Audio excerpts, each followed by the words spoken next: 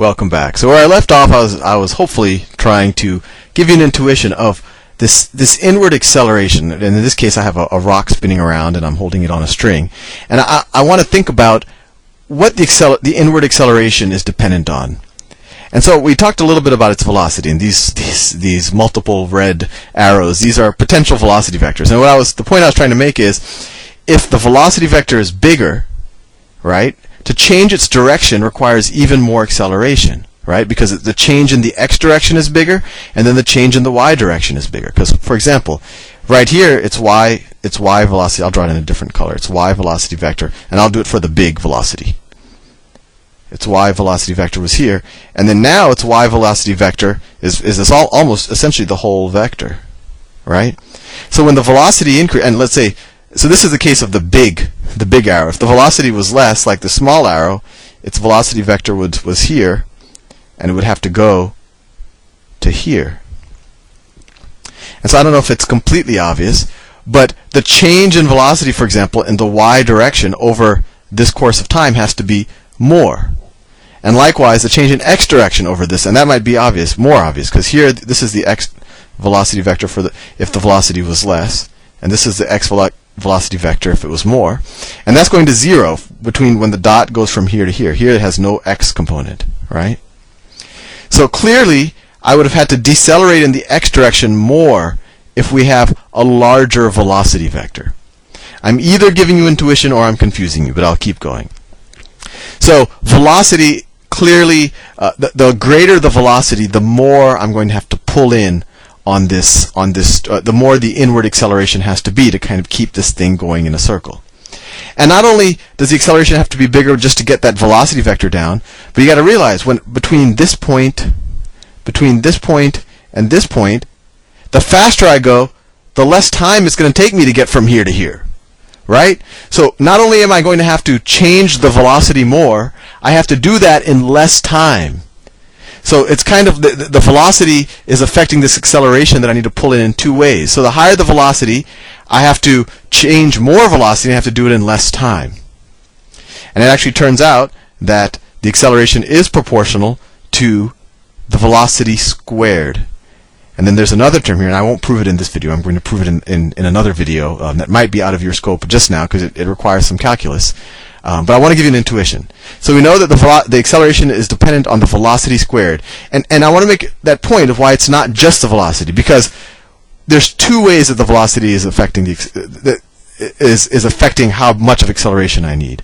One is just the magnitude of the velocity. The more that is, the more I have to accelerate to change its direction. And the second is, between this point and this point, I have less time to change that velocity. So the velocity affects it in two ways, and that's where you get an intuition for the v squared. The other thing that matters is actually the radius. So let's say that this is the radius. And the acceleration is inversely proportional to the radius. And why is that? Well, it's kind of like the second, I guess we could call it velocity argument I gave. The bigger the radius, so let's say that let's look at this radius and let's look at another radius that is bigger. Let's say that this is another radius. Let's say if the string was longer and that this was another case. Let's say this is a case, but the velocity was the same. So this is just a case with a larger radius. Whoops. So let's say it's the same velocity vector. So we have the same thing at play. To go from there to say there, we have to change the velocity the same magnitude, right? As we had to change the velocity from here to here. But one thing changes. This distance is longer, right? So if this velocity is the same as this velocity, but this distance is longer, you have more time to change the velocity. So the larger the radius, the more time you have to change the velocity, and so the less acceleration you need. Hopefully that makes sense. I don't know if it completely. Let me repeat it, just because I think it's nice to have the intuition. Between this point and this point, let's say when you have a smaller radius, if I want to change the acceleration vector from that to that, I have however long it takes to go this distance, I have that long to change its acceleration vector, its velocity vector. But if the radius was a little longer, and I had the same velocity, so here the velocity is that, and then here the velocity is that, I have a little bit more time to change its velocity. And remember, acceleration is just change in velocity over change in time. And so if I have the same change in velocity, but I have more time to do it with, so if this is a bigger number, the required acceleration is less. So maybe I've given you intuition, and I will prove this for sure, because this was kind of a very touchy, this is a very kind of soft way and not very rigorous way of proving that the required acceleration to make something go in a circle is v squared over r. But accept that as a bit of faith, and I'll prove it, especially once you learn your calculus, and you can watch that video. And we could do a couple of problems. And this is probably what you care about anyway, but I think it's nice to have that intuition. So once again, let's say we're let's say we're in deep space. Well, let's do a little orbit problem. Let's say that this is Earth. I will do Earth in blue. Let's say that that is Earth. And I have a satellite that is going around Earth. And I'm not going to calculate its, this is a satellite that's going around Earth. And I'm going to do a whole other video on actually figuring out the gravitational force depending on how far away you are from an object. But let's just assume that its gravitational force is similar to what it is on the surface of Earth. And that is a big assumption. Or let's just assume this is a different planet, and I'm going to give you the gravitational acceleration. Let's say that the planet, and maybe this isn't Earth, is pulling inwards, right? It always pulls towards its center. And I'll do that in a different color. Let's say it's pulling inwards at 30 feet per second. My question is, what does the velocity of the satellite have to be for the object to stay in orbit? Well, we could just apply the formula, and then maybe we can have a little intuition. So acceleration is equal to v. Oh, and sorry. And let's say that the object is. Let's say the object is, I don't know, 6,000 feet. 6,000 feet from the center. And when we learn gravity, we'll learn it actually it's the distance from the radius that you're going around is actually relative to the center. Well, actually, it's always going to be, right? Because this is the circle.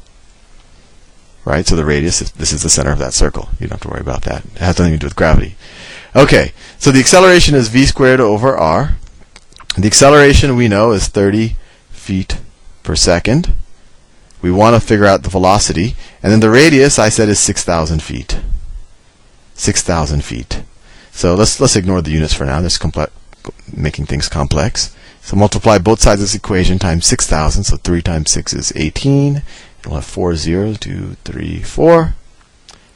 So v squared is equal to 18,000. Everything's in feet per second. And so what's v? So v is equal to the square root of 180,000. Let me get the calculator out because I haven't memorized my squares that high. 1, 2, 3. Take the square root. So 424. So the required velocity is 424 feet per second. So if this satellite is at that velocity, it will go in perfect orbit around this planet. Now what happens if the object's velocity is, I don't know, let's say it's a little slower. Let's say what happens, let me do it in different colors so you know what I'm talking about. What happens if its velocity is a little bit less than that? Let's say its velocity is 300 feet per second. Well, then it's not going to be able to travel far enough tangent to the circle the way that it'll essentially just do this. It'll always be getting a little bit closer, and it'll spiral in, and it'll hit the planet. And the way to think about this, another way to think about what the required velocity is, you have to go fast enough so that you're always falling in, but every time you fall in, you want to go, in this case, to the right enough so that you're an equal distance. You're still the same distance away from the center, so that your distance from the center never changes if you're going fast enough.